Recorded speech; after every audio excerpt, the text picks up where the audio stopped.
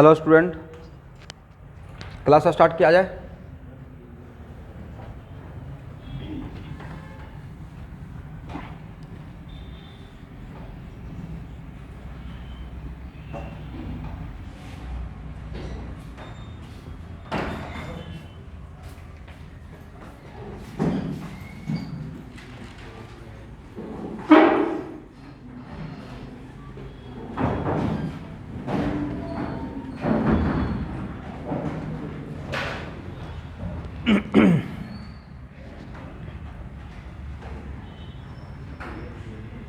यहाँ देखिए, एक बहुत सिंपल एग्जांपल ले रहा हूँ, एक जिससे कि आप समझ पाइएगा कि तो इंटरमीडिएट कैसे होता है और ट्रांजिशन स्टेट कैसे होता है। फॉर एग्जांपल मैं एक रिएक्शन लिया,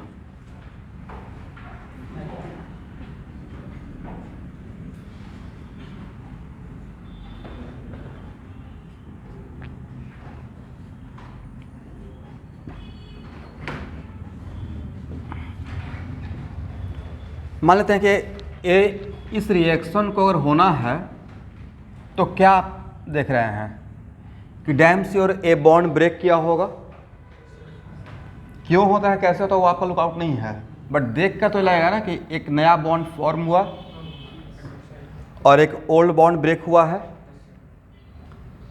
तो एक कुछ इस टाइप का सिचुएशन है और मैंने बोल दिया कि देखिए ये जो रिएक्शन हो रहा है इसमें इंटरमीडिएट बनता है, ये मैंने आपको इन्फॉर्मेशन दे दिया और वन इंटरमीडिएट बन रहा है, लेट अस सपोज।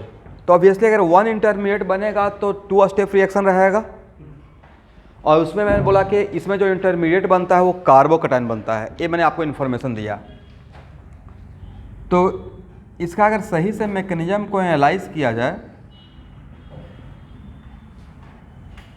तो बॉन्ड अचानक से तो ब्रेक होगा नहीं। अगर स्लो रिएक्शन है तो वायलेंट रिएक्शन है, किसी चीज़ को तोड़ रहे हैं, जैसे फॉर एग्जांपल रबर को धीरे धीरे तोड़ रहे हैं, तो पहले उसमें स्ट्रेचिंग होगा, एक होता है कि कट ही कर दिए ऑल ऑफ सडन और स्पॉन्टेनियसली हो गया। बट अगर स्लो रिएक्शन है तो स्पॉन्टेनियसली नहीं होगा, ऑल ऑफ सडन नहीं होगा, इट टेक्स टाइम। तो ब्रेक होने से पहले का मान लेते हैं कि situation is just like this. और अगर मैंने बोल दिया कि देखिए मेरा क्लोरीन यहाँ पे लिविंग ग्रुप रहता है, तो बाद में आपको लिविंग ग्रुप जब पढ़ाऊंगा तो लिविंग ग्रुप अपने साथ बॉन्ड पेयर ऑफ इलेक्ट्रॉन लेकर जाता है। तो पहले ही सिचुएशन है कि अपने तरफ इलेक्ट्रॉन को शिफ्ट करना स्टार्ट करेगा, करेक्ट। तो इस बॉन्ड को ब्रेक होने से पहले जो है डेल प्लस डेल माइनस का जो सिचुएशन राइज हुआ, बॉन्ड ब्रेक होने से पहले का जो ये सिचुएशन डेल प्लस और डेल माइनस, ये मेरा है ट्रांजिशन स्टेट। कौन सा स्टेट? Transition state, correct. और उसके बाद एक कंप्लीट ब्रेक हो गया, तो क्या बन गया? R plus and Cl minus. Cl minus में मेरा इंटरेस्ट नहीं है, वो लिविंग ग्रुप पे चला गया। रिएक्शन मुझे इस पे करना है, तो ये मेरा क्या बना? Intermediate, correct.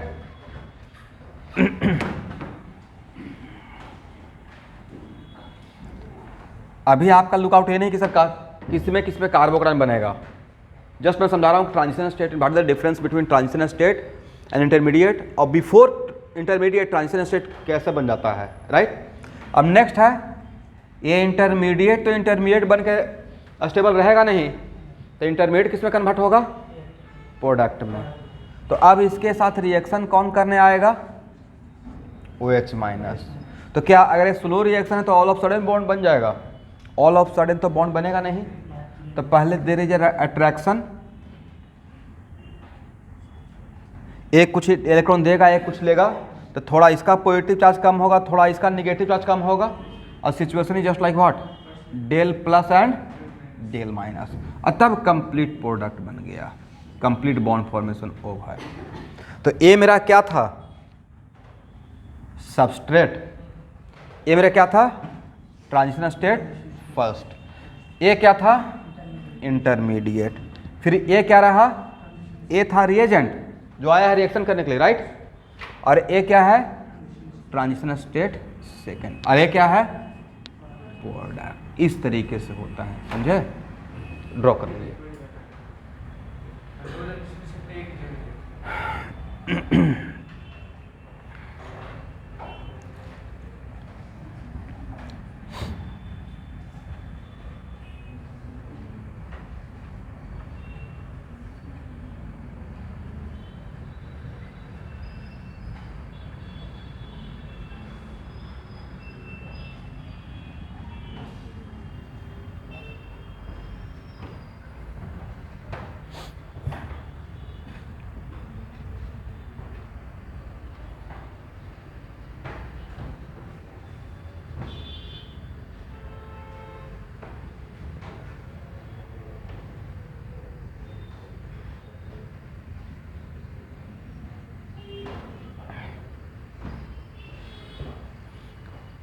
इसको हटाएं, हो गया ना।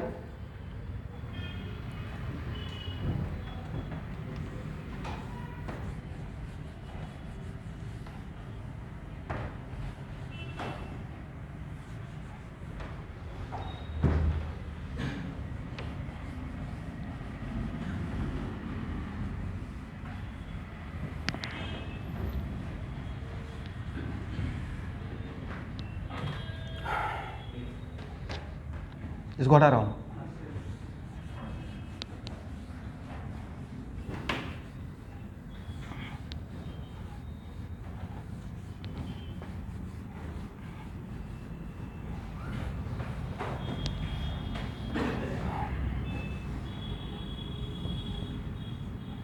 यहां देखिए,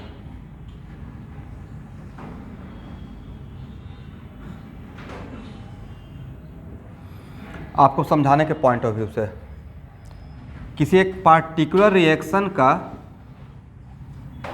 दो पाथ दिखाया गया है। ये है path first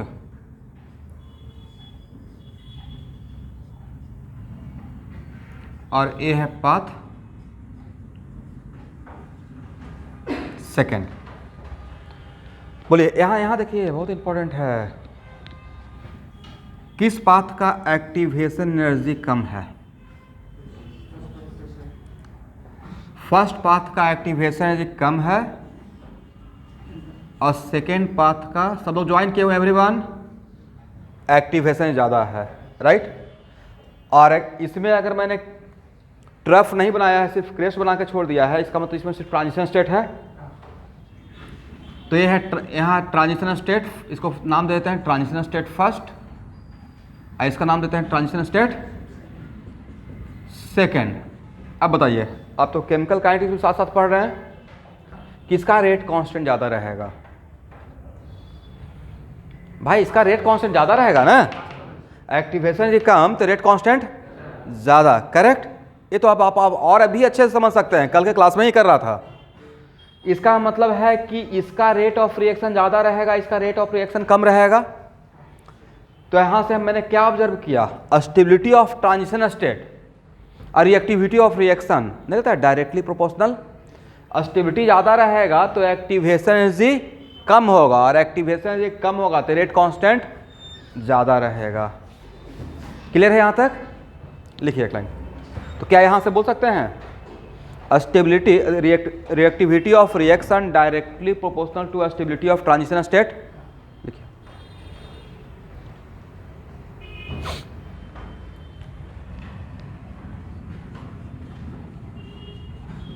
reactivity is directly proportional to stability of transition state.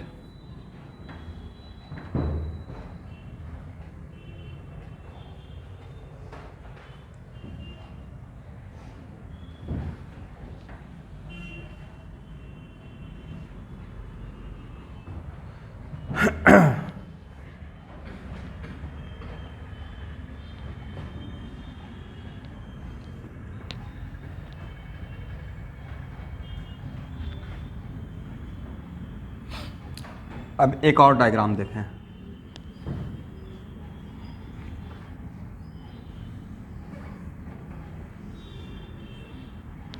ध्यान से देखिएगा, यहां देखिए स्टूडेंट, कौन सा पाथ शॉर्ट है, कौन सा पाथ छोटा है, किसमें कम टाइम लगेगा? इसमें, राइट। तो मान लेते हैं कि same reaction following by two different path, किसमें एक्टिवेशन ज़्यादा रहेगा? इसमें एक्टिवेशन ज़्यादा रहेगा, इसमें activation ji.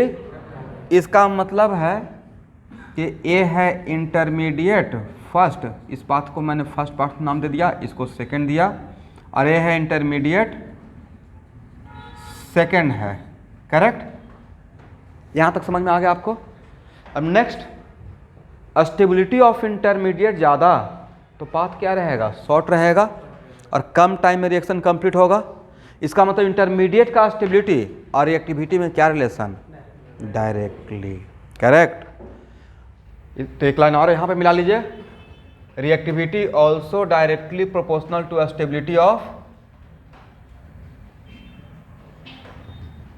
Of intermediate.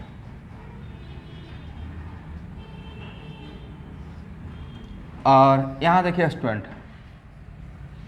99% case में ऑर्गेनिक केमिस्ट्री में, चाहे वो SN1 का रिएक्टिविटी हो, SN2 का रिएक्टिविटी हो, रिएक्टिविटी देखने के लिए मैं नहीं बोल रहा हूँ कि सिर्फ स्टेबिलिटी ही फैक्टर कंट्रोल करेगा, और भी फैक्टर रहेगा, बट 99% केस में जो आपका क्वेश्चन पूछा जाता है उसमें रिएक्टिविटी के पूछा जाएगा। तो रिएक्टिविटी देखने के लिए हम लोग मोस्टली क्या देख लेते हैं, स्टेबिलिटी ऑफ ट्रांजिशन स्टेट या इंटरमीडिएट। इसका मतलब रिएक्टिविटी कंट्रोल बाय बॉटम या reactivity control by top. Reactivity का बात करने के लिए आप इसका स्टेबिलिटी देख रहे हैं, मतलब टॉप से कंट्रोल हो रहा है। लिखिए नीचे एक लाइन और डायग्राम कंक्लूजन लिखिए, in most of the reaction reactivity control by top not by bottom. In most of the reaction reactivity control by top not by bottom. ये बोलने का सेंस क्या है, ये बोलने का मोटा मोटी सेंस है कि हम लोग स्टेबिलिटी किसका देखेंगे, इंटरमीडिएट का या ट्रांजिशन स्टेट का।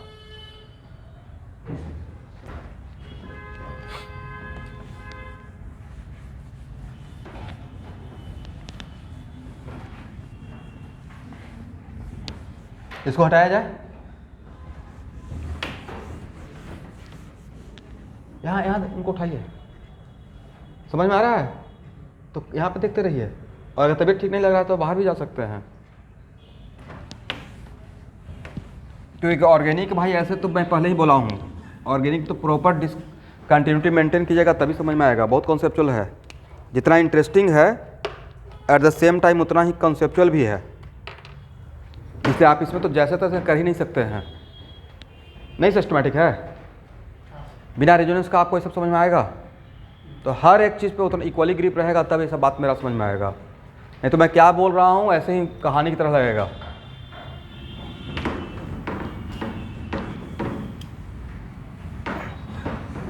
अब मेरे पास भी उपाय नहीं है क्योंकि NCERT लेवल का तो क्लास है नहीं, आपको नीट लेवल का क्वेश्चन सॉल्व करना है तो अपने आप को ऊपर उस लेवल से थोड़ा ऊपर लेके जाना पड़ेगा।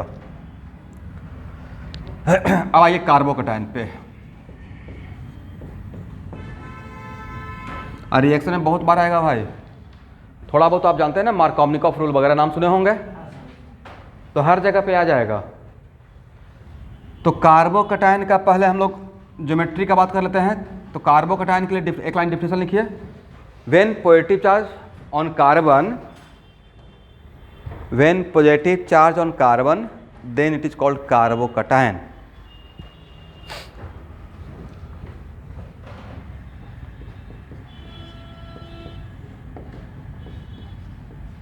एग्जाम्पल के तौर पे ये लिखिए,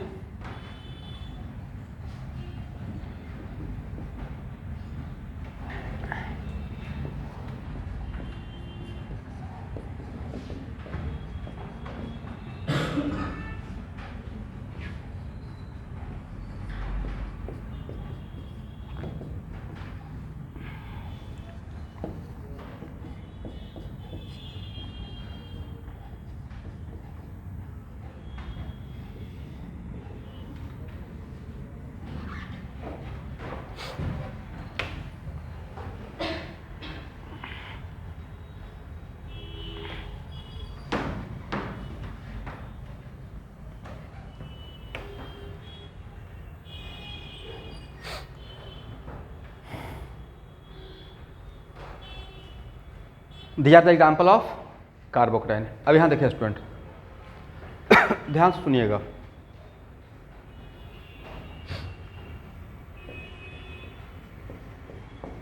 ज्योमेट्री। आज के बाद कोई भी कार्बन अगर 3 सिग्मा बॉन्ड बनाया रहेगा, कितना, और अगर उस कार्बन में पॉजिटिव चार्ज रहेगा तो समझिए कि वो अल्काइल से बना हुआ है, मोटा मोटी आप मान सकते हैं। इसको क्या बोलेंगे, अल्काइलियम कार्बोकैटायन। क्या बोलेंगे, अल्काइल से अल्काइलियम, समथिंग लाइक दिस। मान लेते हैं CH3Cl, करेक्ट। तो इसका नाम क्या है? Methyl chloride, common name, commonly methyl. अब क्या बोल रहे हैं? Methyl alkyl, right. तो यहाँ से अगर ये क्लोरीन चला गया अपना 2 इलेक्ट्रॉन लेकर, तो बनेगा क्या? CH3 plus Cl-। इस पॉइंट ऑफ व्यू से ही मैंने बोला कि कोई भी कार्बन अगर 3 सिग्मा बॉन्ड बनाएगा और उस पर 3 सिग्मा और अगर 1 यूनिट पॉजिटिव चार्ज रहेगा तो उसको आज बाद क्या बोलना है? अल्काइलियम। एसाइलियम या अल्काइलियम? नाम सुने हैं ना, फ्रीडल क्राफ्ट अल्काइलेशन, राइट। तो मैं आपके जगह पर रहूंगा तो लिख लूंगा, if any carbon make 3 sigma bond and there is a unit positive charge on that carbon, if any carbon making 3 sigma bond and there is a unit positive charge on that carbon, then it is called alkylium.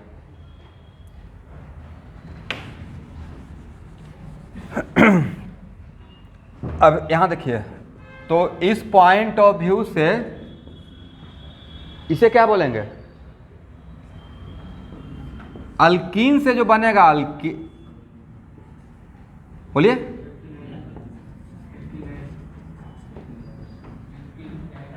अल्किनाइलियम। इसे क्या बोलिएगा?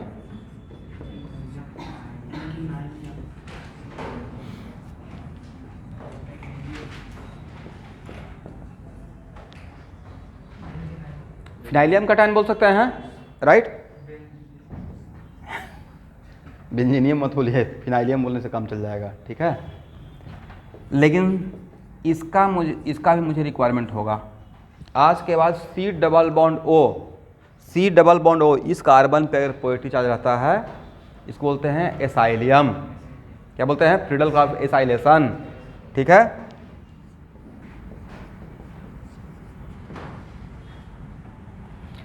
चलिए, तो ये सब नाम आते रहेगा तो अब तो प्रॉब्लम, दिक्कत नहीं है।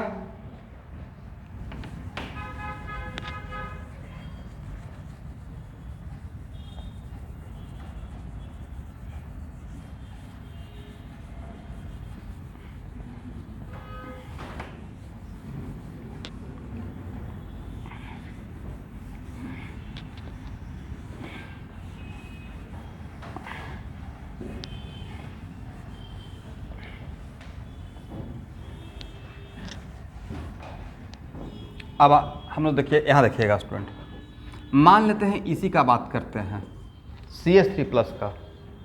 तो CH3 प्लस में कोऑर्डिनेशन नंबर कितना हो गया? और लोन पेयर कितना है भाई? 0। तो स्टेरिक नंबर कितना रहेगा? 3। Then option becomes what? तो इस कार्बन का ऑप्शन क्या है? sp2। इस लिखिए,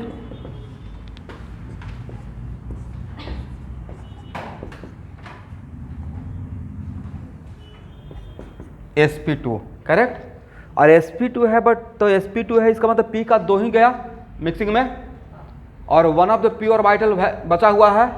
बट उस p ऑर्बिटल के लिए क्या इसके पास इलेक्ट्रॉन बचा हुआ है या वैकेंट है?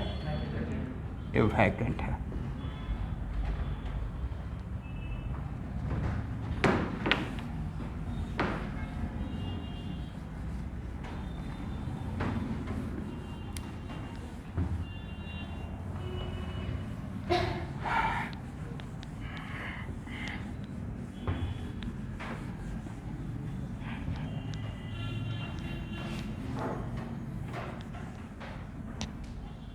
अब यहाँ देखिए स्टूडेंट, इस कार्बन का ऑप्शन कोऑर्डिनेशन नंबर कितना है भाई? 2 है, और लोन पेयर 0 है। तो स्टेरिक नंबर कितना हो जाएगा?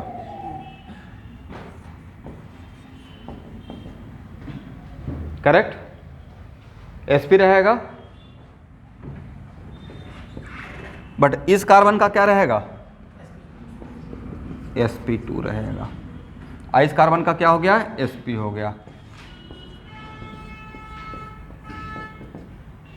तो sp है, इसका मतलब 2 प्योर p है। sp है, इसका मतलब हाउ मेनी प्योर p? इसको आसान क्वेश्चन मत मानिए, जितना बात बोलते रहते उसी पे असाइनमेंट में क्वेश्चन मिलेगा आपको, और उसी को मैं थ्योरी बना के आपको पढ़ा रहा हूँ, ठीक है।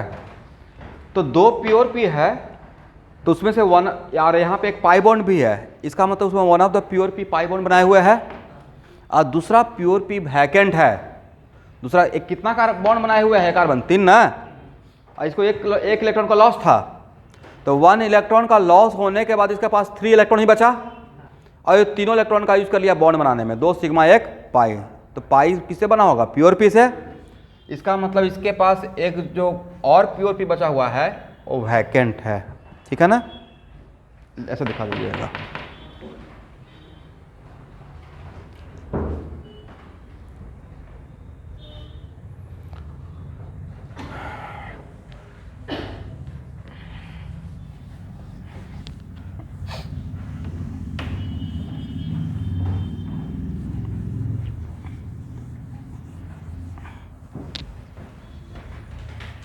यहां देखेंगे एवरीवन,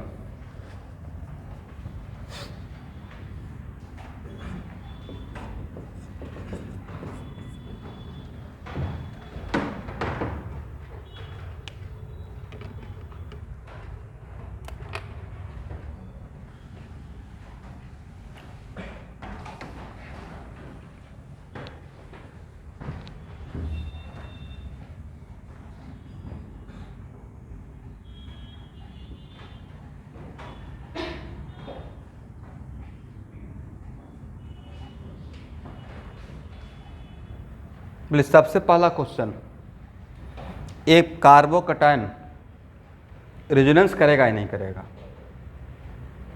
क्योंकि इसके साथ कंजुगेशन में दिख रहा है, हाँ या ना, double bond single bond positive charge, एक बार कर देखा जाए।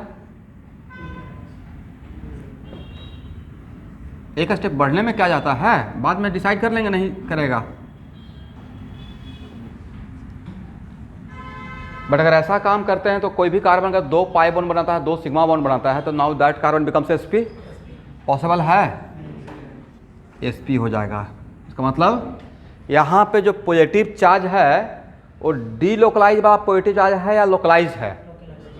अरे रेजोनेंस करता तो एक जगह से दूसरी जगह पे जा सकता था, बट यहाँ पे एक दूसरी जगह लिखिए भाई, सबको लिखना है।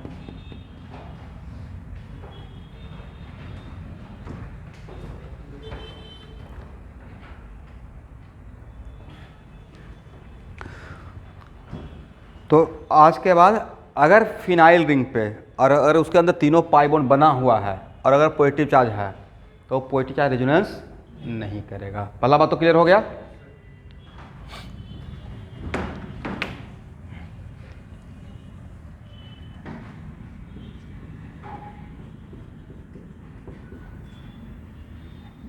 यहां देखिए, इस डायग्राम को हटाएं।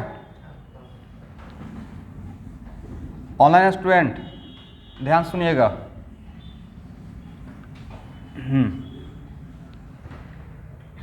वहाँ यहाँ देखिएगा, वहाँ भी कोऑर्डिनेशन नंबर में इस एग्जाम्पल का एग्जाम्पल ए का एग्जाम्पल बी के साथ में कंपेयर करने की कोशिश कर रहा हूँ। करेक्ट, कंपेयर तो कर सकते हैं। जिस वहाँ पे जिस कार्बन पे पॉजिटिव चार्ज है वो कितना बॉन्ड बनाए हुए है, कोऑर्डिनेशन नंबर कितना है, बोलिए 2। और यहाँ पे जिस कार्बन पे है वहाँ उसका भी कोऑर्डिनेशन नंबर कितना है, सिमिलरिटी। वहाँ पे लोन पेयर कितना था, 0। कोऑर्डिनेशन नंबर 2 और lone pair 0, steric number 2, hydrogen becomes sp, correct. और ए पॉजिटिव चार्ज किस में प्रेजेंट था, प्योर पी में। एक क्वेश्चन में एक्चुअली मेन थीम उठा रहा हूँ, ये डॉक्टर डीकेसी में इस पे क्वेश्चन है, ठीक है। यहाँ पूछा जाएगा पॉजिटिव या present in which orbital, hybrid या प्योर पी, तो वहाँ आंसर क्या रहेगा, प्योर पी। कौन सा, प्योर पी। यहाँ पे कोऑर्डिनेशन नंबर 2, लोन पे कितना, 0। तो भाई स्टेरिक नंबर यहाँ भी कितना हो गया, 2। तो हाइड्रोजन बिकम्स, रुकिए अभी, होना क्या चाहिए था, बोलते ही नहीं है भाई। सारा बात तो मैं ही बोलता हूँ, फिर क्वेश्चन पूछता हूँ, आप लोग कुछ तो बोलना चाहिए। क्लास कैसे बैठे हुए हैं, होना तो sp कहाँ स्टेरिक नंबर 3 आया है भाई, तो 2 के अकॉर्डिंग क्या होना चाहिए, जनरली आप क्या जानते हैं, sp ना, तो होना चाहिए था sp। ये होना चाहिए था, और इसके अकॉर्डिंग,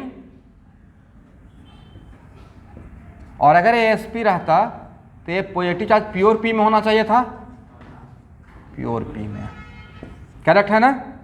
बट क्या ये सारी बातें यहाँ पे पॉसिबल है? नहीं है। क्यों नहीं पॉसिबल है? बिकॉज 8 to 9 मेंबर रिंग तक, रिंग के किसी एटम का हाइड्रोजन एसपी पॉसिबल ही नहीं है, otherwise ring will not form. ये कहीं पे पढ़ाए हैं, रेजोनेंस में के चैप्टर पढ़ाए होंगे, तो नहीं लगता कि जनरल ट्रेंड से अलग हट के है, यहाँ पे कोई मजबूरी नहीं था, कोई यहाँ पे कोई कांस्टेंट कंडीशन नहीं था, तो जैसा होना चाहिए तो ऐसा हो रहा है, देयर इज नो इशू, पोइटी प्रेजेंट इन प्योर पे। बट यहाँ वहाँ पे जब यहाँ पे कांस्टेंट कंडीशन है, एसपी हो ही नहीं सकता है, तब यहाँ पे अब मजबूरी में क्या होगा? sp2 होगा। जनरली होना क्या चाहिए था according to rules? sp, but sp नहीं हो सकता है, तो अब क्या होगा? sp2 होगा, करेक्ट। समझ गए ना इसका कंपेयर करने का मतलब? जनरल जो होना चाहिए था वही हो रहा है, या उससे अब अलग हटकर होना पड़ रहा है? अलग हटकर होना पड़ रहा है। उसके पीछे का मजबूरी क्या है? sp हाइड्रोजन का होना, जो कि पॉसिबल नहीं है, करेक्ट है। इसको हटाए, लिख लीजिए भाई, लिखिए। होना चाहिए था ये लेकिन नहीं होगा, होना चाहिए था ये लेकिन नहीं होगा। एक लाइन अगर रीजन भी लिखना रहेगा तो लिख लीजिएगा क्यों नहीं होगा, क्योंकि ये बात अब आपके लिए पुरानी बात हो गई। इसको हटाएं,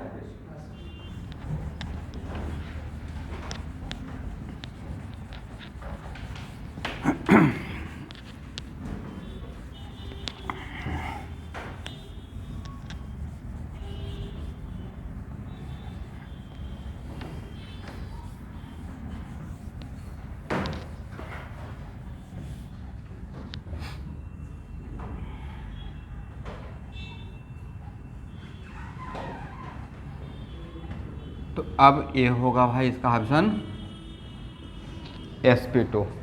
अब बातों को समझिए, तो sp2 होगा, इसका मतलब p का 2 चला गया हाइड्रोजन में, और प्योर एक ही रहा। प्योर कितना रहा? वो प्योर तो पाई बॉन्ड बनाए हुए है, वो प्योर क्या किए हुए है? Pi bond. तो प्योर का कहानी तो खत्म। प्योर, इसके पास प्योर 1 बचा, एंड दैट प्योर क्या काम में आ रहा है? This pi bond form by pure orbital, we know that, right. इसका मतलब जो मेरे पास प्योर पी था वो पाई बॉन्ड बना रहा है। तो अब बचा 3 sp2 का ऑर्बिटल। इस 3 का sp2 का ऑर्बिटल में से sp2 कितना ऑर्बिटल? 3 ही तो होता है, उसमें से 2 सिग्मा बॉन्ड में खर्च हो गया, एक बचा हुआ है, और फील्ड रहेगा या वैकेंट रहेगा? वैकेंट। कार्बन के पास, कार्बन का आउटर मोस्ट ऑर्बिट में 4 ही बॉक्स होता है, चाहे प्योर रखिए या मिक्स करके रखिए।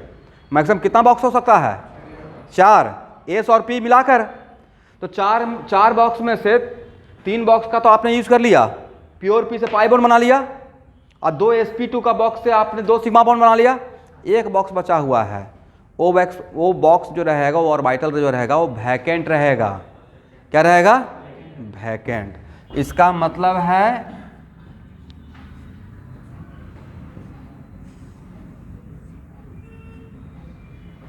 तो यहाँ पे पूछा जाएगा poetic charge present in which orbital, किसके में खाली है?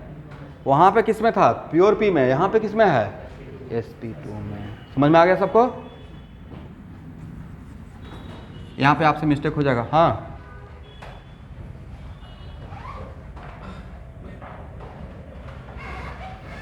भाई वही तो मैंने बोला, समझाया कि यहाँ पे एक्सेप्शन है, होना तो वही चाहिए था sp2 sp।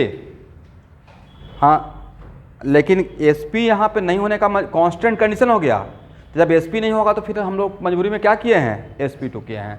जनरल ट्रेंड का क्वेश्चन रहा, इसलिए तो इसमें वेरी वेरी इंपॉर्टेंट लिख दे भाई।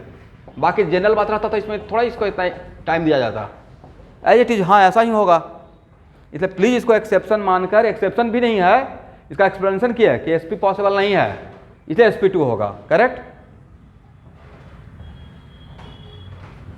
ठीक है ना? यहाँ तक समझ में आ गया?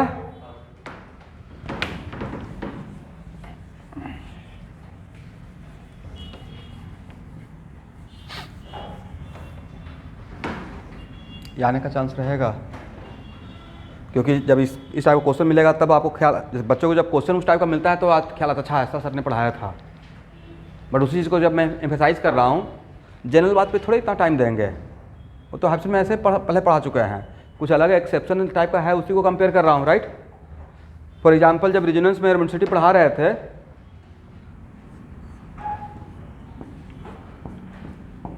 तो देखे थे इसका हाइब्सन होना चाहिए था sp3, बट परमानेंटली sp2 बोले थे।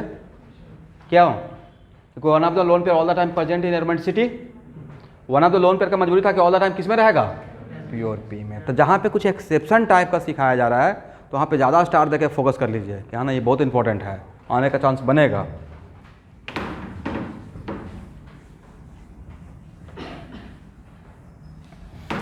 अब देखिए स्टूडेंट, बातों को समझिए।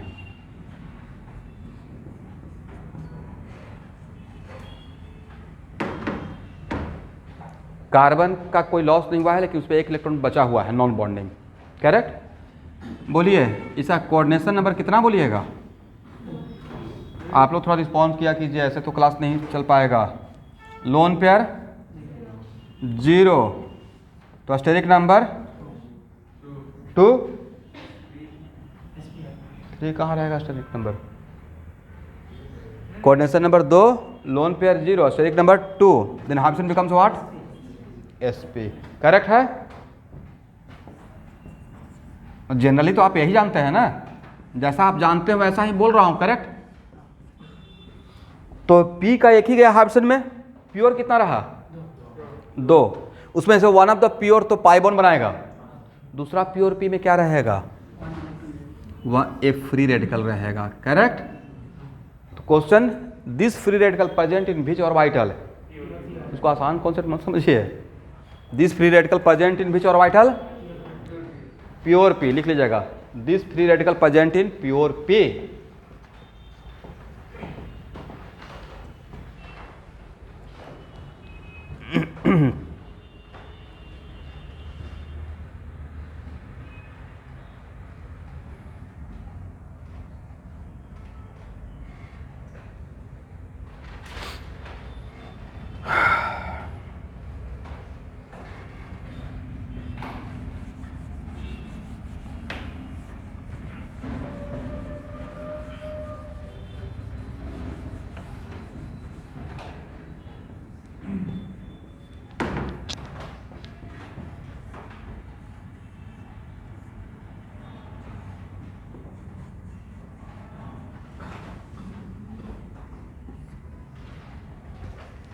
इसका बात करते हैं,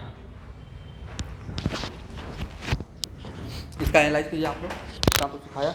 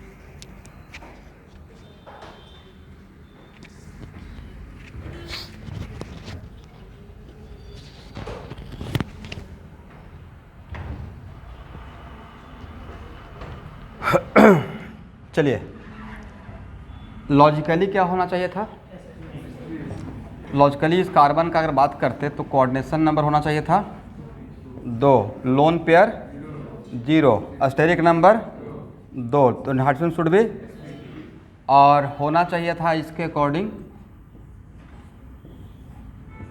तो जस्ट लाइक दिस होना चाहिए था, इसमें भी प्योर पी में रहना चाहिए था, बट ये मजबूरी है। रागिनी मिश्रा ध्यान से समझिएगा, ऐसा नहीं कि सर ये बात मुझे बहुत दिन से समझ नहीं आया, यहाँ ही समझ लीजिए पहले। ये सुन पा रहे हैं भाई, किसी का नाम लूँगा तो हाँ ना बोलना है। तो जनरली होना चाहिए था ये जनरल ट्रेंड था, राइट, बट यहाँ पे मजबूरी है कि ये नहीं होगा। करेक्ट, क्या मजबूरी हो गया? रिंग में 8 to 9 मेंबर तक sp पॉसिबल नहीं है, दैट्स वाई अपने आप को मॉडिफाई करके क्या बनाएगा? sp2 बनाएगा। समझ गए?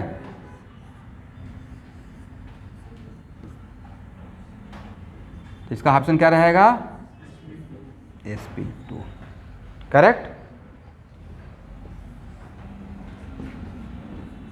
इसका मतलब है कि बेंजीन के किसी कार्बन पे अगर रेडिकल है, then that free radical should भी नहीं प्रेजेंट इन, शुड भी में तो होना चाहिए था, इसमें रहना चाहिए था, प्रेजेंट इन sp2 ऑर्बिटल। होना कहाँ चाहिए था? लॉजिकली प्योर पी में, राइट। प्योर पी में होने का वजह क्या है कि फ्री रेडिकल भी तो हाइपर कंजन करता है और फ्री रेडिकल रेजोनेंस भी करता है, और रेजोनेंस करके क्या बनाता है? Pi bond. और पाई बॉन्ड किससे बनता है? प्योर पी से।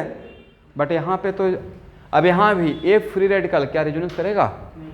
नहीं करेगा, क्योंकि रेजोनेंस करेगा तो फिर से sp हो जाएगा। ये भी बात यहाँ पे समझ लेते हैं हाथों हाथ। दूसरा कॉन्सेप्ट क्लियर हो गया? लिखिए लिखिए लिखिए। तो ये नहीं होगा भाई, होगा ये sp2। और ये भी लिख लीजिएगा, this free radical is not involve in resonance, otherwise this carbon becomes sp।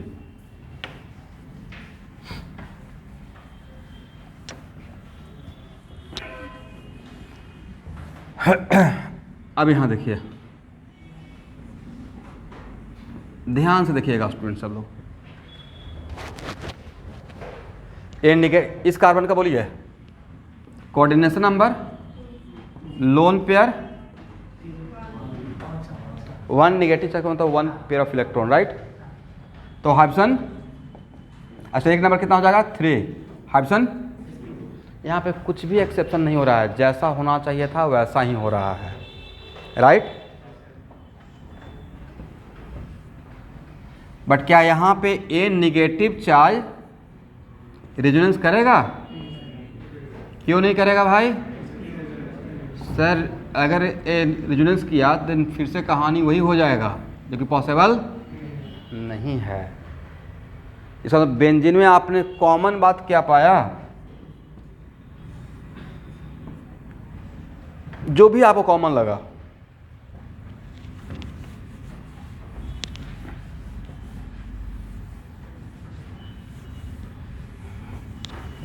Yes. तो अब इसको अगर समझना चाहते हैं समझ लीजिए, रटना चाहते हैं रट भी सकते हैं।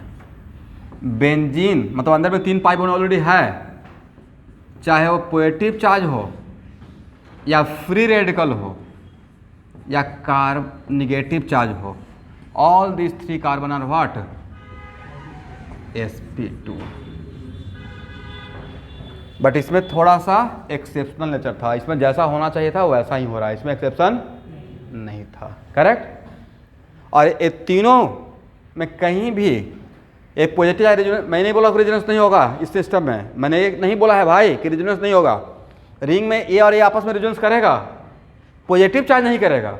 तो यहाँ भी ए पॉजिटिव चार्ज रेजोनेंस नहीं करेगा, फ्री रेडिकल नहीं करेगा और निगेटिव चार्ज रेजोनेंस नहीं करेगा। और इसका यूज मुझे यहाँ पे इसका रिएक्शन में यूज आता है।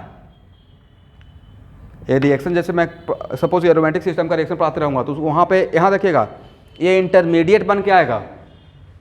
सपोज कि मैं D carboxylation of benzoic acid पढ़ा रहा हूँ, उसमें इंटरमीडिएट बनता है, फिर वहाँ पे आपको समझा पाऊंगा कि देखिए रेजोनेंस तो करेगा नहीं, तो इसका स्टेबिलिटी के लिए मेजोमेरिक इफेक्ट नहीं देख पाएंगे इस नेगेटिव चार्ज के लिए, इंडक्टिव इफेक्ट से काम चलाना पड़ेगा। बट ये बात आप यहाँ समझे रहेंगे तो मेरे लिए वहाँ पे कन्वीनियंट रहेगा और आसान रहेगा, ठीक है।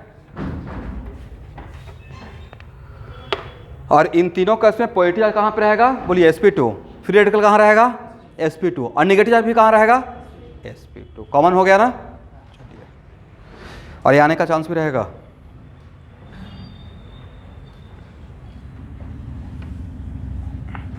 ये तो 2018 का एडवांस में आया हुआ है, ये बात जो मैं डिस्कस कर रहा हूँ।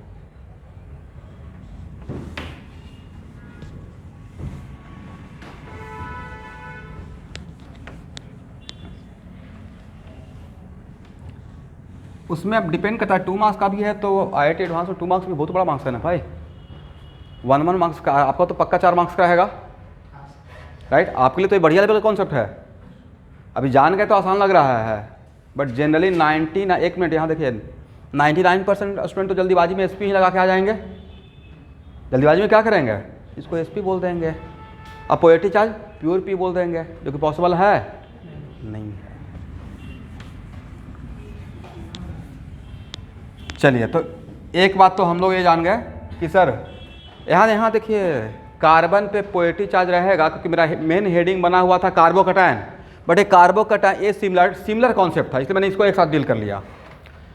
अब कार्बोकैटायन का ज्योमेट्री अगर निकालना रहेगा तो 3 ही केस हो सकता है ना, या तो कार्बन 3 सिग्मा बॉन्ड बनाएगा, उसको पॉजिटिव चार्ज रहेगा, नहीं तो 2 सिग्मा बनाएगा, 1 पाई बनाएगा, पॉजिटिव चार्ज रहेगा, नहीं तो 1 सिग्मा बनाएगा, 2 पाई बनाएगा, पॉजिटिव चार्ज रहेगा। इससे थर्ड केस तो मिलेगा नहीं, आप नेक्स्ट मिलेगा नहीं। अब आते हैं स्टेबिलिटी ऑफ कार्बोकैटायन, हेडिंग बनाइए।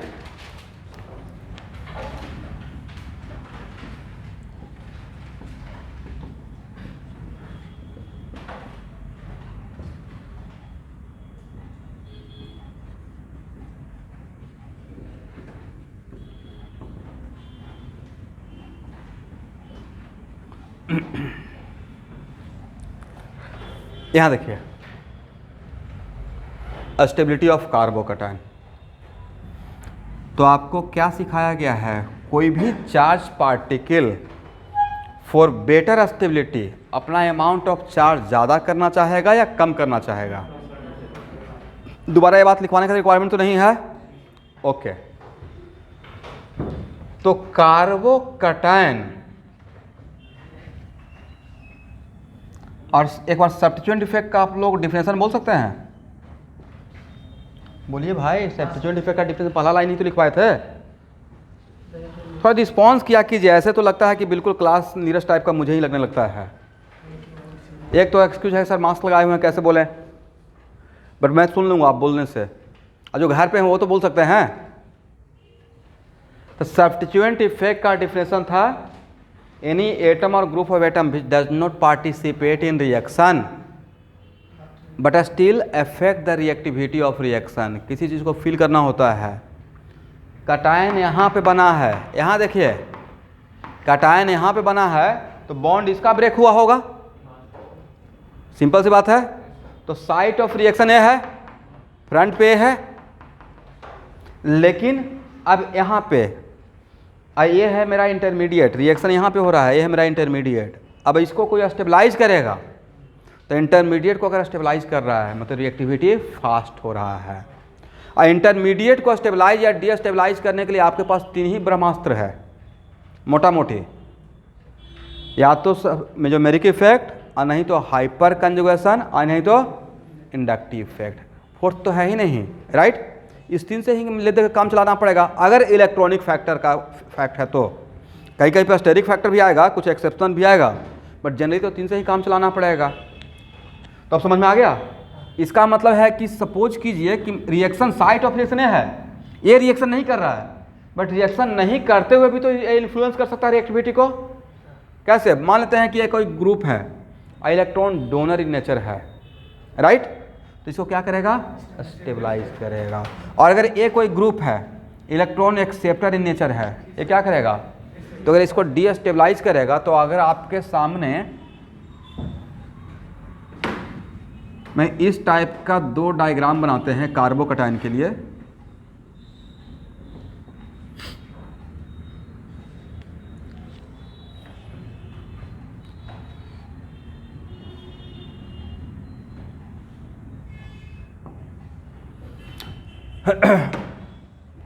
या एक और डायग्राम बना लेते हैं, ज़्यादा बेटर वे में समझिएगा। तीन डायग्राम है, एक में कार्बोकटायन में कोई सब्स्टिट्यूएंट इफेक्ट नहीं। सर ऐसा होगा? होगा। CH3 प्लस, CH3 प्लस, ऐसा भी तो हो सकता है। तो हाइड्रोजन का तो कुछ भी नहीं लेते हैं हम लोग, ना इंडक्टिव ना ही मेरे, करेक्ट। तो एक तो ऐसा कार्बोकटायन है, तीनों कार्बोकटायन है।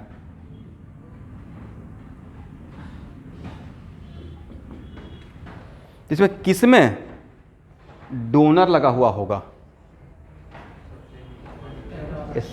राइट। और किसमें एक्सेप्टर लगा हुआ होगा? अगर बोल दिया तीन ग्राफ में से, तीन कार्बोकटायन में से एक में डोनर है, एक में एक्सेप्टर है, एक में विदाउट सब्स्टिट्यूएंट इफेक्ट दिखाया हूं, तीन ग्राफ दिखाया हूं, एक किसका रहा होगा? इसमें डोनर वाला रहा होगा, right. Donor group something like this रहा होगा, करेक्ट।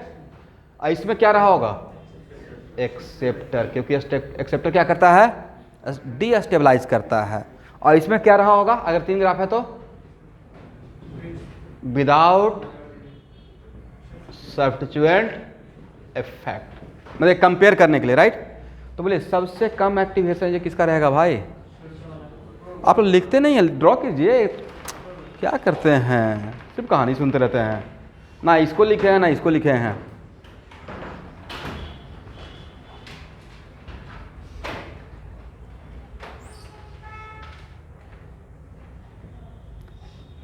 बोर्ड पे जो भी लिखेंगे उसको लिखना है, जब तक नहीं, अगर मैं नहीं बोलता हूँ कि हाँ इसको नहीं लिखने रिक्वायरमेंट है।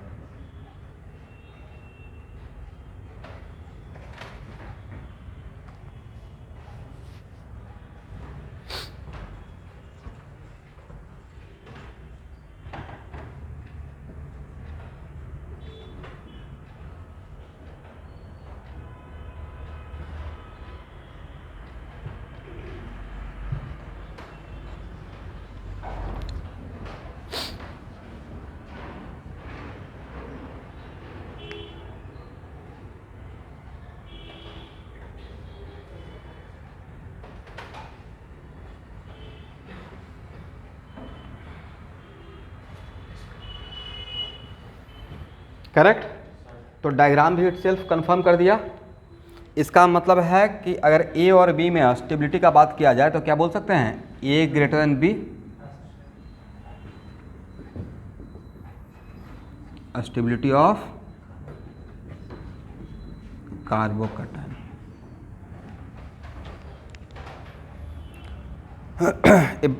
कार्बोकटायन एज इंटरमीडिएट बहुत सारा रिएक्शन में आएगा, मतलब बहुत सारा रिएक्शन में। देखिए, any donor group increases stability of carbocation, any donor group increases stability of carbocation and any electron withdrawing group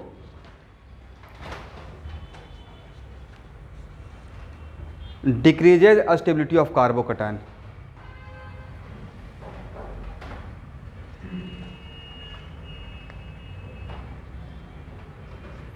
Any donor group increases stability of carbocation and any electron withdrawing acceptor group decreases stability of carbocation. इसका मतलब है कि ये रहेगा more stable और ये क्या रहेगा? Less stable.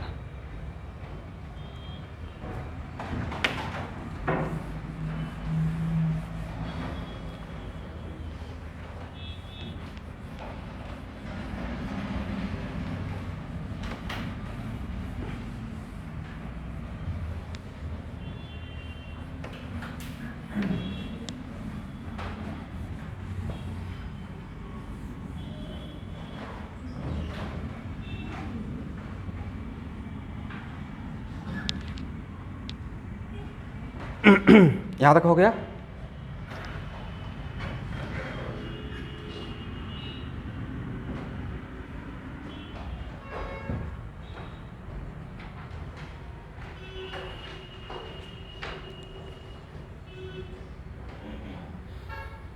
अब एक मिनट रुकेगा। तो कोई भी अगर ग्रुप डोनर है,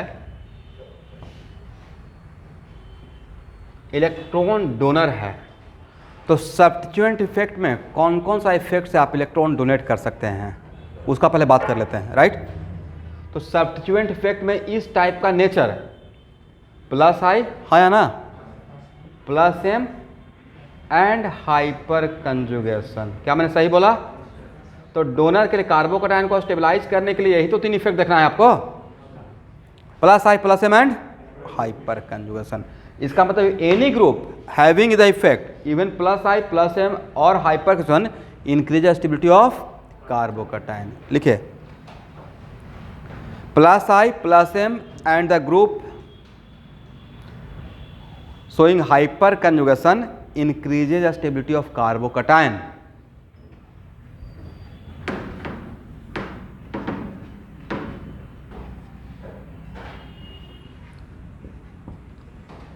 तो सब्स्टिट्यूएंट इफेक्ट में इलेक्ट्रॉन विड्रॉइंग नेचर का बोलिए, माइनस आई और माइनस एम। क्या क्या बोले फिर से बोलिए तो? माइनस आई एंड, बट मेरा यहां पे एक कंफ्यूजन ये हो गया। यहां देखिए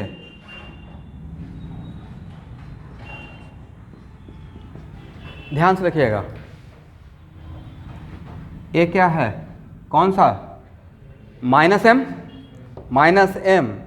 क्या इसके साथ रेजोनेंस होगा? बोलते ही नहीं है भाई आप लोग। क्या एक्सेप्ट ये भी तो माइनस एम है अपने आप में, करेक्ट? और अभी ऐसे भी आपको सिखाया गया है when pi bond conjugated with positive charge, but अगर ये पाई बॉन्ड हेट्रोटॉमिक है तो क्या इसके तरफ ओपन होकर जाएगा? नहीं जाएगा। और ऐसे भी एक्सेप्टर के साथ रेजोनेंस, क्योंकि यहाँ पे दोनों को अगर अलग अलग देखते हैं तो एक्सेप्टर का एक्सेप्टर के साथ रेजोनेंस होता ही नहीं है। तो ये भी माइनस एम, ये भी माइनस एम, आपस में रेजोनेंस नहीं करेगा, करेक्ट? एक मिनट रुकिए।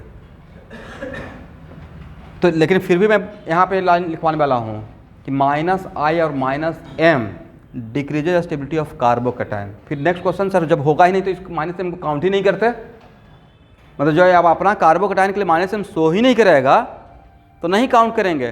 तो सो मेनी टाइम्स डायरेक्टली नहीं शो करता है बट इनडायरेक्टली शो कर देता है। बोले क्यों? In resonance also effect inductive effect. बोलिए मेरे साथ, रेजोनेंस ऑल्सो इफेक्ट। हो सकता है कार्बोकैटायन के साथ डायरेक्टली रेजोनेंस नहीं कर रहा हो, बट इनडायरेक्टली इसके प्रेजेंट रहने से फेसिंग एटम का माइनस आई इफेक्ट पावर ज़्यादा हो जाए, है या ना? दिस इज द वजह। डायरेक्टली नहीं इन्फ्लुएंस करेगा बट इनडायरेक्टली तो कर सकता है। उसका एग्जाम्पल लूँगा प्रॉपर, मतलब मैं सिर्फ ये समझाने का कोशिश किया कि देखिए यहाँ पे तो ये नहीं करेगा बट फिर भी इसको मैं अकाउंट में लेके चल रहा हूँ। वजह इसका यह है कि we know that resonance also effect inductive effect. तो लिखिए नीचे एक line, minus I and minus M group, minus I and minus M group decreases stability of carbocation. बहुत इंपॉर्टेंट क्लास चल रहा है अभी। Minus I and minus M group decreases stability of carbocation.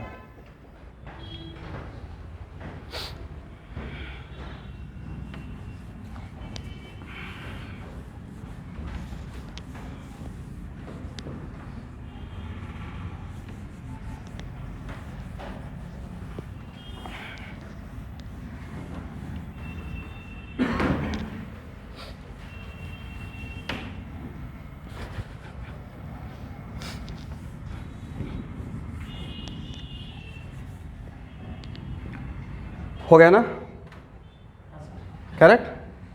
Theory इतना ही था, बाकी एग्जाम्पल ही इसका theory बनते जाएगा, ठीक है? हालांकि ख़त्म नहीं हुआ है, अब जस्ट कार्बोकैटायन स्टार्ट हुआ है। अब कुछ एग्जाम्पल देखते हैं।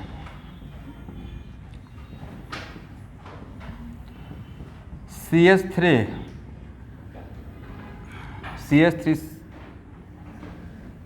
CH2 प्लस, बात मत कीजिएगा student, plus A, B, C and D। दोबारा इसको नहीं पढ़ाऊंगा। यहाँ देखिए एक कितना डिग्री कार्बोकैटायन, ये तो एक्सेप्शनली 1 डिग्री है, बट ये कार्बोकैटायन कितना डिग्री? 1 डिग्री। ये कितना डिग्री? ये कितना डिग्री? 3 degree, correct?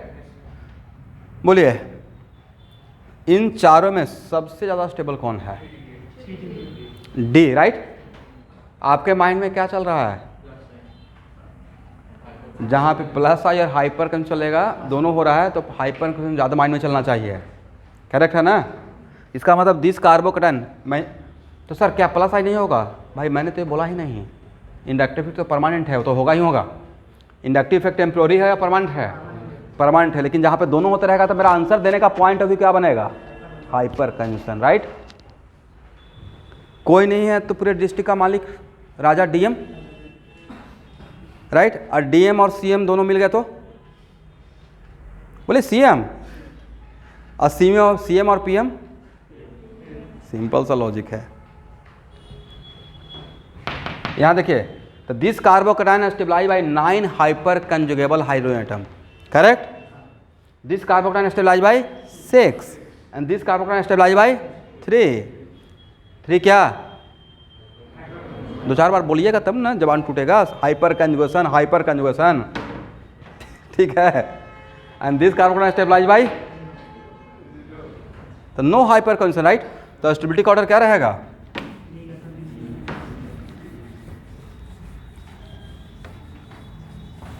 DCB है।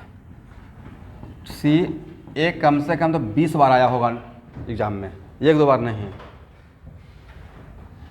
इसका मतलब यहाँ से बोल सकते हैं 3 degree carbocation greater than 2 degree carbocation greater than 1 degree carbocation greater than CH3+ stability of carbocation.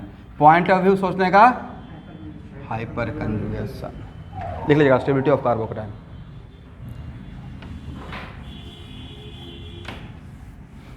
हाँ ये पढ़ाया था, दोबारा पढ़ा रहे हैं ताकि ज़्यादा याद रहे आप लोग को। इसका अब मेन जगह आ गया, कार्बोकैटायन ही पढ़ रहे हैं, ठीक है।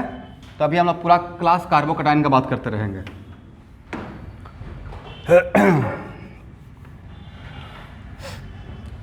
देखिए पूरा टॉपिक एक ही टॉपिक है, इसी को तोड़ तोड़ को पढ़ाया जा रहा है। सब्स्टिट्यूएंट इफेक्ट से लेकर रिएक्शन इंटरमीडिएट तक सेम टॉपिक है, नहीं सबका एक दूसरे का रिलेशन चल रहा है। मुझे तो लगता है कि पूरा रेजोनेंस से ही सेम टॉपिक है, क्योंकि बिना रेजोनेंस का भी काम नहीं चलेगा। तो अब इसी कॉन्फिडेंस से आप लोग मुझे ये बताइए कि इसमें और इसमें कौन ज़्यादा स्टेबल?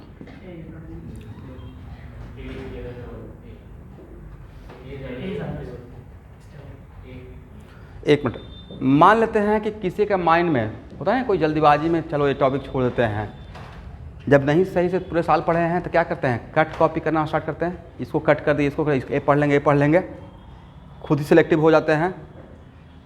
तो वो हाइपोथेसिस पढ़ना भूल गए और इंडक्टिव इफेक्ट पढ़ के चले गए। तो इसका तो प्लस आई का पावर ज़्यादा, तो अगर प्लस आई देखते तब स्टेबिलिटी क्या नजर आएगा? बी घटन है। और इंडक्टिव और हाइपर का जो देखिएगा तब क्या नजर आएगा? किसको फेवर कीजिएगा? यस, तो ए घटन बी, स्टेबिलिटी ऑफ कार्बोकैटायन।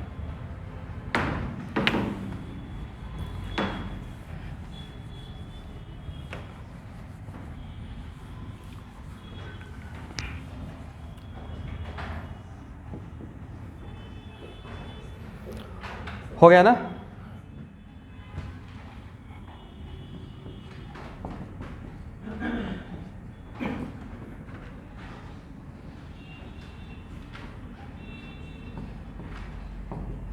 यहां देखिए,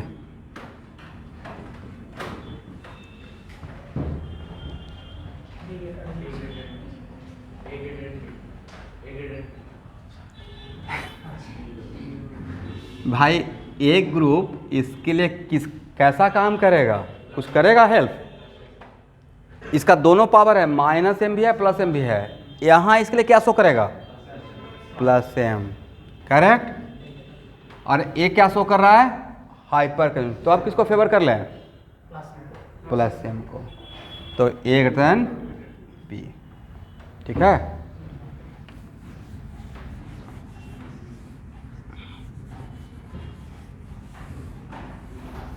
अब यहाँ देखेंगे एवरीवन,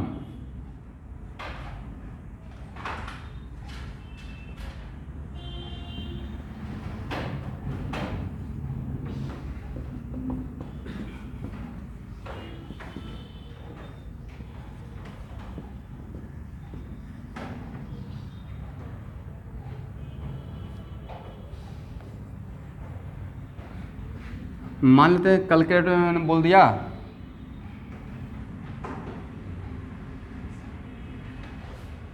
कि एक रिएक्शन होना है जिसका पाथ का नाम है SN1, थोड़ा बहुत आप लोग भी सुने होंगे। और SN1 में इंटरमीडिएट बनता है कार्बोकटायन। किसी भी रिएक्शन में यहाँ पे SN1 में इंटरमीडिएट क्या बनेगा? कार्बोकटायन। और रिएक्टिविटी ऑफ रिएक्शन के लिए हम लोग क्या कर देखते हैं? कंट्रोल बाय बॉटम या control by top? Stability of intermediate 99% case में।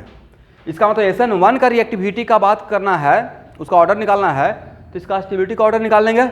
किसका? इसका स्टेबिलिटी का ऑर्डर या इसका इंटरमीडिएट का? ये तो थोड़ा बहुत और नहीं जानते तो जानिए कि इस पाथ में कार्बोकटायन बनता है। क्या बनता है? कार्बोकटायन। तो SN1 का रिएक्टिविटी का ऑर्डर क्या हो जाएगा? DCBA। ऑर्डर दे रहे हैं इसका, माइंड में क्या चल रहा है? कार्बोकटायन का स्टेबिलिटी। और उसके पीछे का माइंड में क्या चल रहा है? Hyper conjugation. तो समझे कहाँ से कहाँ तक चीज़ों को पुल किया जाएगा।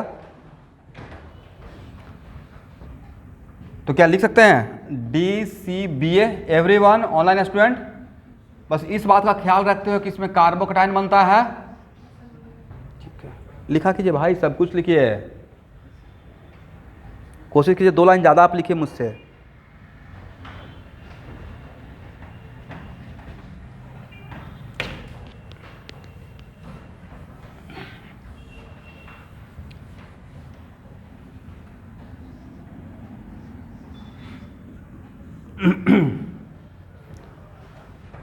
ओके एवरीवन,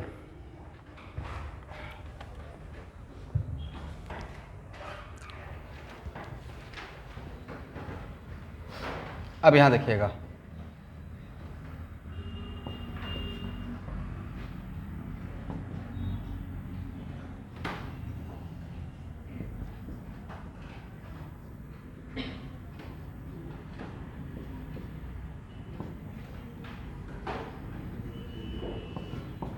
ये तो पता है ना कि फिनाइल का प्लस एम भी होता है और माइनस एम भी होता है, करेक्ट।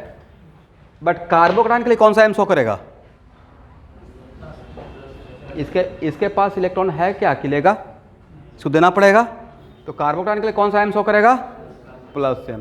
तो ए और बी में किसका स्टेबिलिटी जाता है?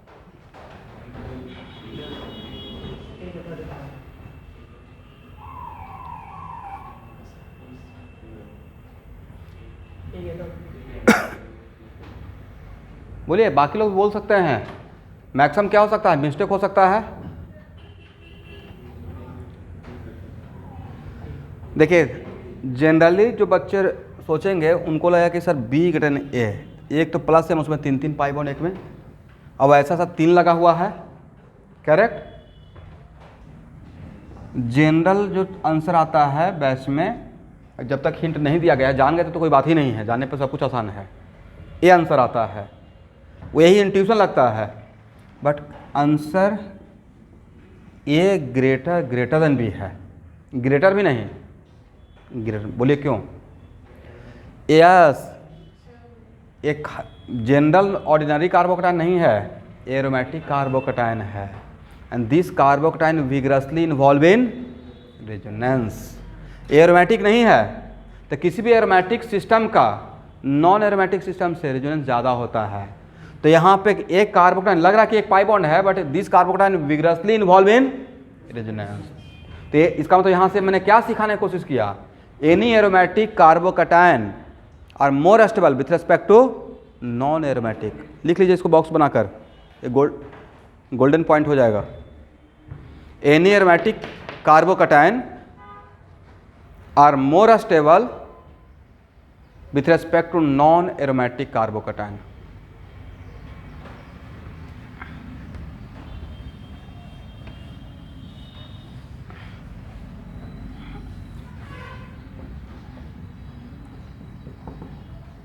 यहाँ देखें एवरीवन, हाँ बोलिए। तो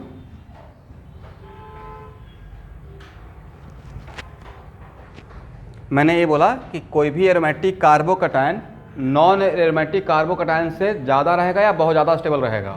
बहुत ज़्यादा, क्योंकि कार्बोकटायन ही रिस्पॉन्सिबल था इसका एरोमेटिसिटी को जनरेट करने के लिए, करेक्ट। और वहाँ पे जहाँ पे मैं पढ़ा रहा होगा ना एरोमेटिक कार्बोकटायन, वहाँ पे एक लाइन बोला होगा, कोई भी charge particle wants to remove its own charge, except aromatic carbocation और कार्बा अनायन। एरोमेटिक कार्बोकैटायन अपना पॉजिटिव चार्ज को रिमूव नहीं करना चाहेगा, वजह क्योंकि उसी की वजह से क्या सिस्टम है, एरोमेटिक सिस्टम है।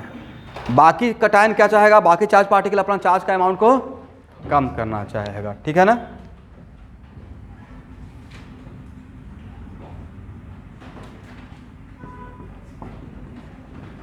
यहां देखिए भाई,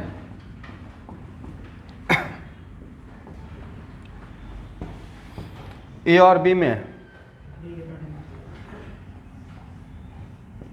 और सी में, इन तीनों में स्टेबिलिटी ऑफ कार्बोकैटायन का ऑर्डर सी कैटायन, वजह ए है एरोमेटिक, ए है एंटी एरोमेटिक, और क्या है नॉन। लिखिए ऑर्डर लिखिए, एरो देख लिखते जाइएगा कि कहाँ कहाँ पे क्या सोच के आंसर दे रहे हैं।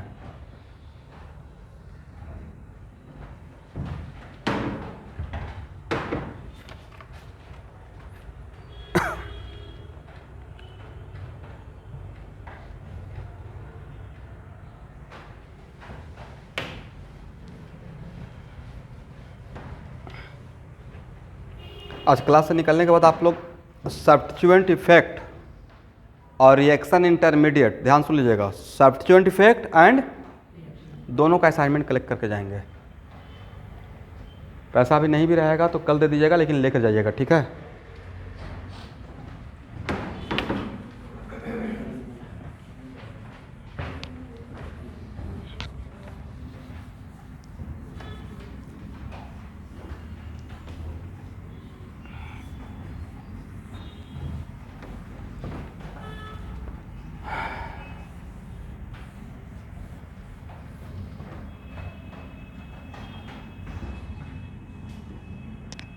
यहाँ देखिए,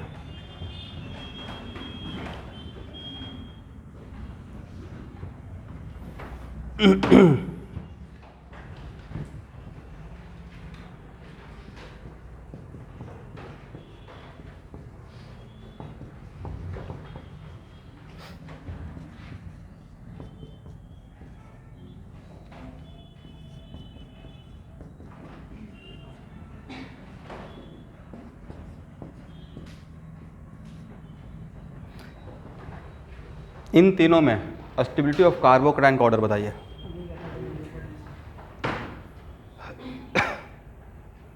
प्रॉपर रीजन के साथ, आपका बिल्कुल आंसर सही है, लिखिए।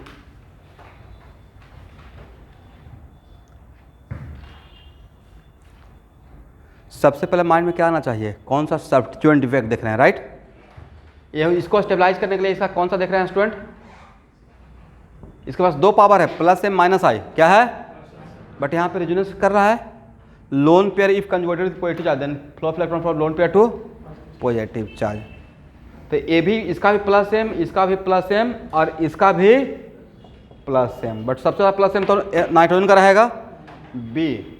अब बात आ गया सर OH और इसमें ए का ज़्यादा रहेगा, ये 100% लोन पेयर देगा अपना, बट ये क्या 100% दे पाएगा, या थोड़ा इधर भी इन्वॉल्व रहेगा, थोड़ा इधर भी इन्वॉल्व रहेगा। तो इसका प्लस एम कम है, इसका प्लस एम, ऑनलाइन के बच्चे समझ लीजिएगा, दोबारा नहीं पूछना है। इसका प्लस एम कम, इसका प्लस एम क्यों कम हो गया, क्योंकि इसका लोन पेयर कार्बोकैटायन के लिए 100% इन्वॉल्व, ये अपने ग्रुप के अंदर भी रेजोनेंस कर रहा है, करेक्ट। दैट्स वाई इसका इसके साथ रेजोनेंस करने का थोड़ा पावर कम दिखाई पड़ेगा, करेक्ट है ना। तो B greater than A greater than C।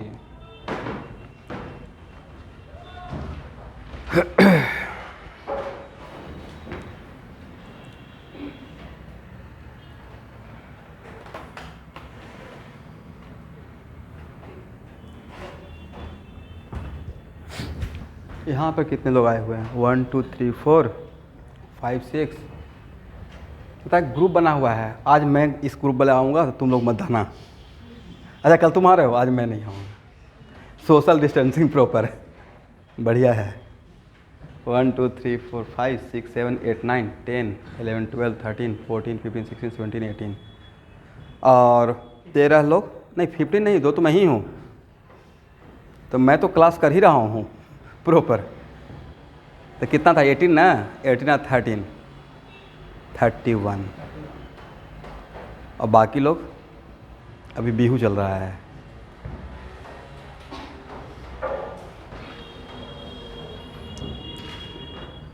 नहीं, एक्चुअल में देखते ना, एक पटना के खान सर हैं बहुत फेमस भाई, सच में बहुत रिदम में और रिगरसली क्लास करता है बच्चे। मतलब ड्रॉपर बैच का स्टूडेंट जब ड्रॉप देता है ना तो और भी क्लास करना पड़ता है, और सुबह 7 बजे से क्लास लगती है 2 बजे तक continue non stop, non stop. यहाँ तो कम रिलैक्स है कि चलो ब्रेक करके थोड़ा सुबह थोड़ा शाम, उपाय भी नहीं, सिलेबस इज सो वास्ट। और ये भी नहीं बोल सकते हैं आज के डेट में इतना हाई टेक्नोलॉजी हो गया है कि नेटवर्क इशू बहुत ज़्यादा है। हाँ, कुछ जब से स्टार्ट हुआ था तो था जहाँ पे जियो फाइबर नहीं पहुँचा वहाँ पे एयरटेल पहुँचा हुआ है, उसका बॉक्स पहुँचा हुआ है ना, ऐसा तो नहीं है। इसलिए आज के डेट में ये बोले कि बहुत इंटीरियर हो गया, ये हो गया, अगर आप लगाना चाहेंगे तो लग जाएगा, उपाय नहीं है। और अगर पढ़ना ही है तो कष्ट करके कहीं ना कहीं दूसरी जगह शिफ्ट करना पड़ेगा जहाँ पर नेटवर्क है। एक तो है कि तैयारी करना है तो आपने 40,000 फ़ी पे कर दिया और सिर्फ 5,000 के लिए अपना क्लास को हैम्पर कर रहे हैं। मंथ का कितना, बहुत तो 700। अगर आप बाहर से भी क्लास कर रहे हैं तो सिर्फ इस आर्गूमेंट के साथ कि नहीं मेरा तो मोबाइल का डेटा नेटवर्क पकड़ता नहीं है। भाई आपके गांव में नहीं पकड़ता तो वहाँ के लोकल टाउन में अपने आप को शिफ्ट कर लीजिए। 6 महीना का तो कष्ट करना है, बाकी पूरा लाइफ तो घर पे बैठ के खाना खाना है। बहुत लोग को कहता है कि नहीं खाना ठीक नहीं मिलेगा। अरे भाई, खाना खाने के लिए ज़िंदगी पूरा पड़ा हुआ है।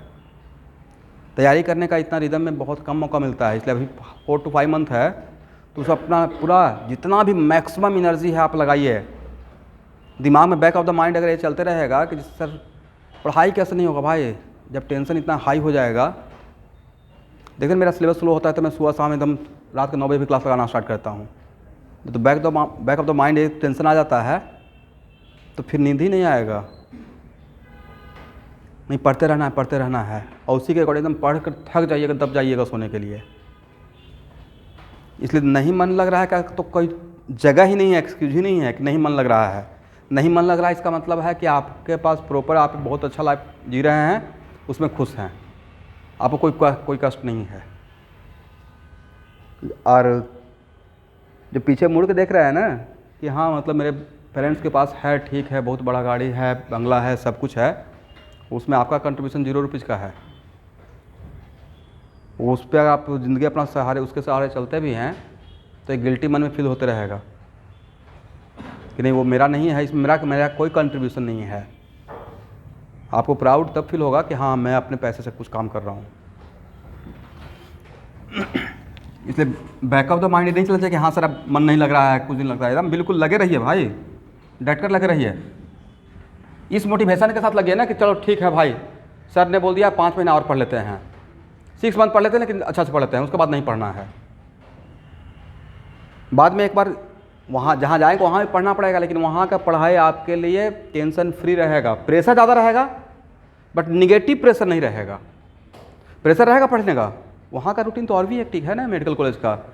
फर्स्ट ईयर में सुबह 8 बजे से लेकर 1 बजे तक, 1 आवर का ब्रेक, 2 से लेकर 5-6 तक, और फिर आकर 12 बजे तक असाइनमेंट कीजिए। बट वो किस प्रेशर में पढ़िएगा, डॉक्टर बन गया, अब अच्छा डॉक्टर बनने के लिए पढ़ रहे हैं, राइट। मतलब अब कोई मुझे वहाँ से आउट नहीं करेगा, एक सीट मिल गया है। 5 साल के बाद डॉक्टर बन जाएंगे और 10 साल 15 साल के बाद आराम से 5 साल निकलते ही तो जॉब लग जाएगा।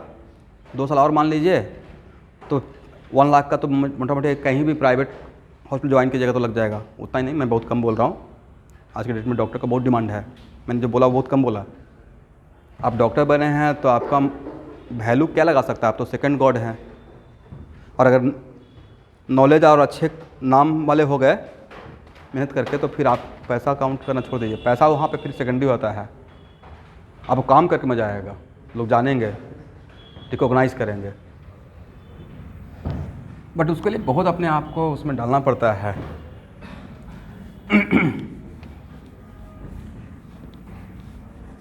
उसके लिए एक अलग लेवल का जुनून चाहिए डॉक्टर बनने के लिए आज के डेट में।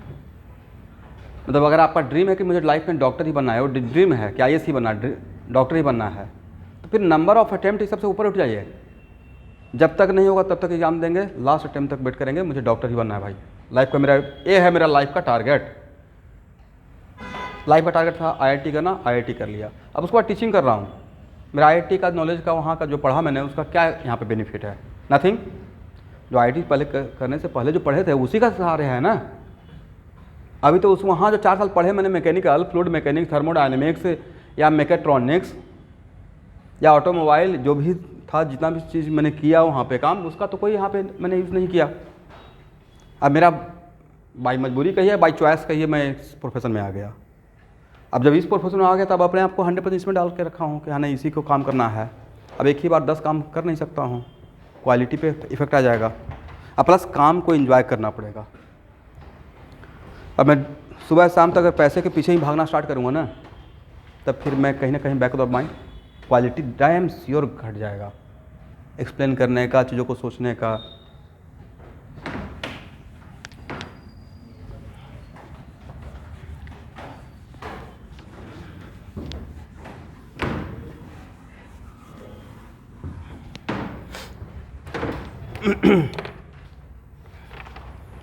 चलिए स्टूडेंट, यहाँ देखिए तो, अब ध्यान से देखिएगा।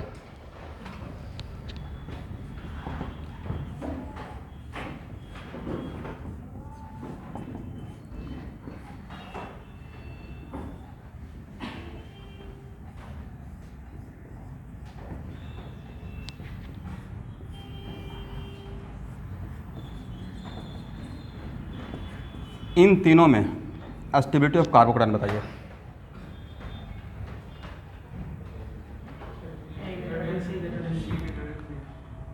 एक टन एकदम करेक्ट आंसर दिए हैं, एक्सप्लेन कीजिए।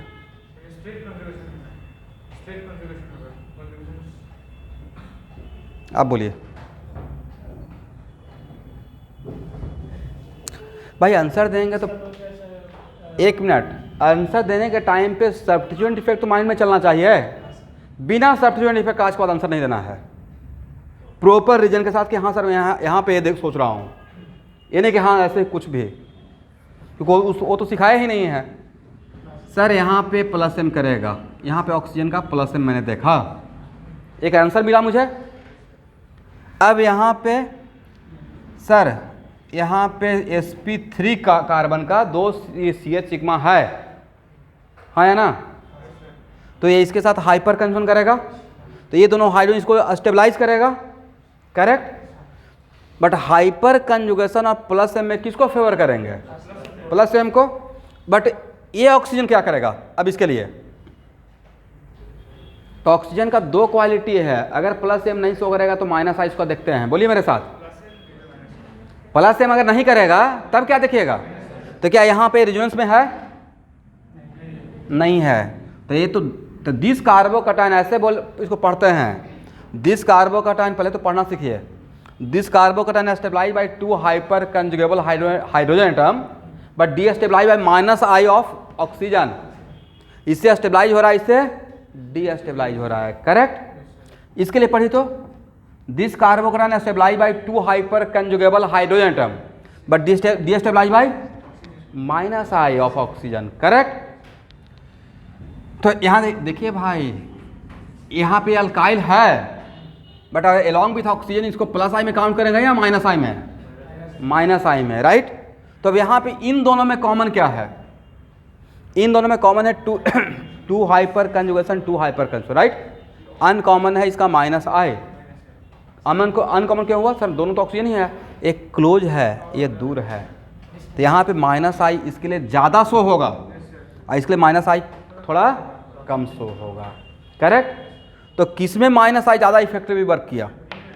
तो ये लेस स्टेबल हो जाएगा। अरे this is the correct explanation. चीज़ों को ऐसे एक्सप्लेन करके बोलना चाहिए। सबको समझ में आ गया? सब्स्टिट्यूएंट इफेक्ट इसलिए पढ़ाया है ना कि आप वहाँ पर प्रॉपर मुझे बोल सकें कि सर मैं यहाँ पे ये देख रहा हूँ। तो A greater than C, C greater than B. A में आपने क्या देखा? Plus M. और सी और बी में जो आंसर दिए वो हाइपर कंजम्पशन से दिए हो या वो कॉमन फैक्टर बना हुआ था? तो आंसर ऑलवेज अनकॉमन फैक्टर से देते हैं। तो यहाँ पे देखने का पॉइंट ऑफ व्यू क्या था? माइनस आई का पावर। करेक्ट है?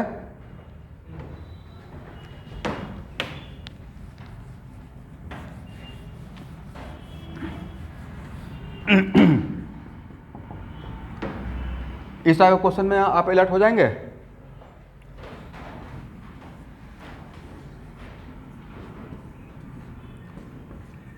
यहां देखिए,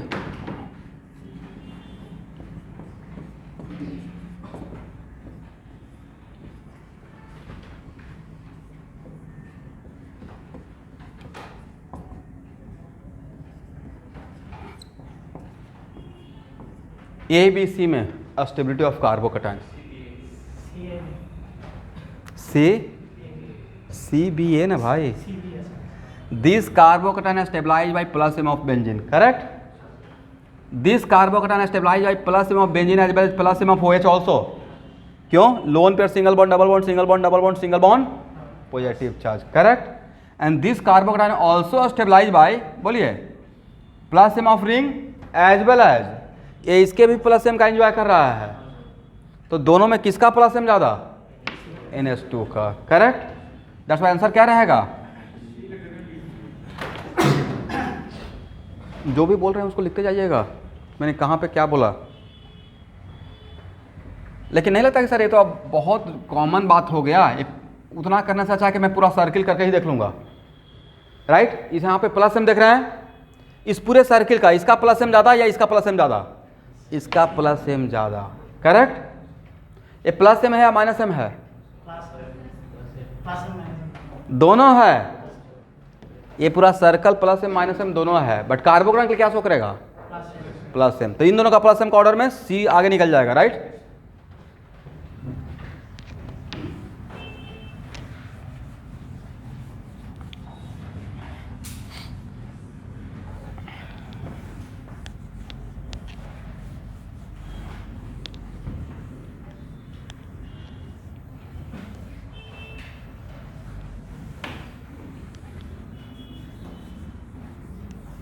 यहाँ तक हो गया? नेक्स्ट एग्जाम्पल, यहाँ देखिए, यहाँ देखिएगा,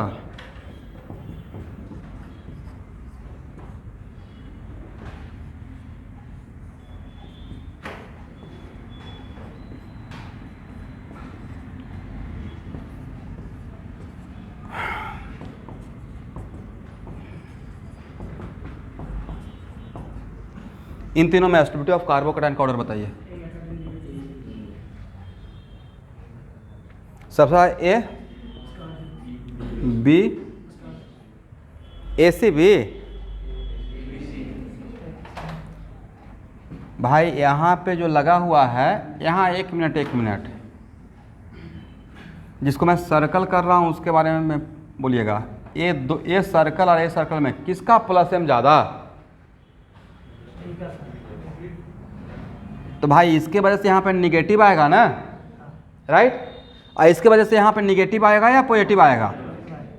इसको हाइड कर दीजिए। तो यहाँ पॉजिटिव कैरेक्टर अगर डेवलप हो रहा है मेन गेट पे, तो इसका देने का टेंडेंसी कम रहेगा, करेक्ट?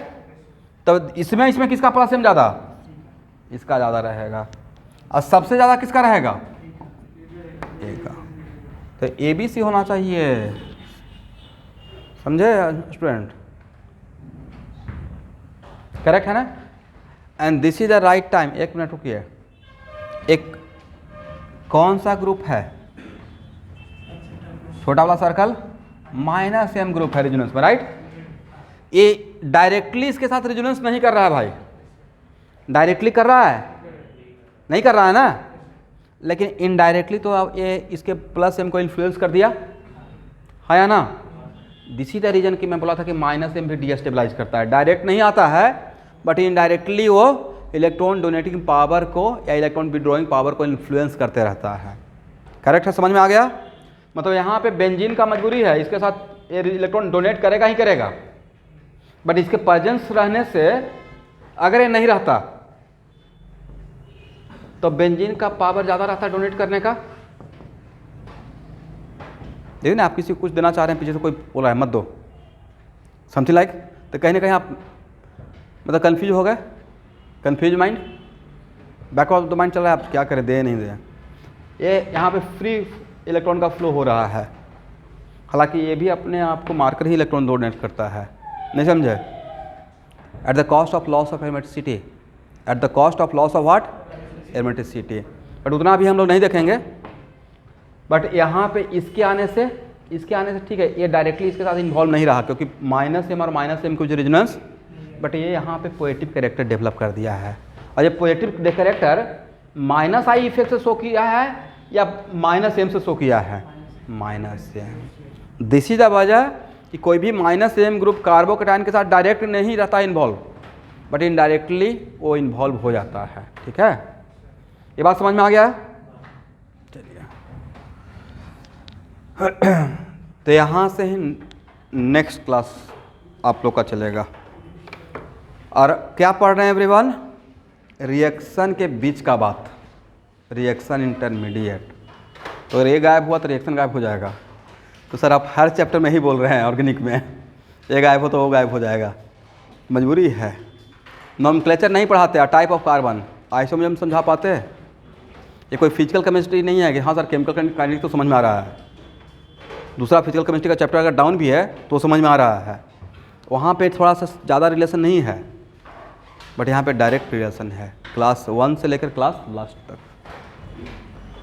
इसलिए आपको लगता है कि ऑर्गेनिक केमिस्ट्री को 11th और 12th में बाइफर्केट कर सकते हैं? कोई बोलेगा नहीं है। ऐसे मान लीजिए 12th में मेरे पास जो न्यू एडमिशन होता है, और सच में न्यू एडमिशन में जो 12th का चैप्टर है वो कहाँ से है पता है? Halogen derivative. कितना? Halogen derivative. और जो एनसीईआरटी में हैलोजन डेरिवेटिव है, जितना रिएक्शन हैलोजन डेरिवेटिव का जितना रिएक्शन है, उसको पढ़ाने में मुझे हार्डली 20 क्लास लगेगा, या बहुत तो 30 क्लास, राइट? बहुत आराम से पढ़ाएंगे तो। बट अगर वो सच में उस चैप्टर से स्टार्ट करूं तो जिस तरीके से मैं पढ़ाता हूं सब कुछ बताते हुए नहीं समझ में आएगा। तो उसमें एनसीईआरटी आप रट सकते हैं, समझ नहीं सकते हैं रिएक्शन को। तो कुछ बच्चों को लगता है कि ठीक है 11th किसी तरह से पार कर लेते हैं, 12th में आकर सीखेंगे। बट पिछले 10 साल से मेरा मजबूरी रहता है कि 12th में जो आते हैं तो उनको भी मुझे नॉमेनक्लेचर से ही पढ़ाना पड़ता है, अगर आप एडमिशन लेना चाहते हैं, पढ़ाना चाहते हैं तो। और तो वो ऑर्गेनिक का मजबूरी है।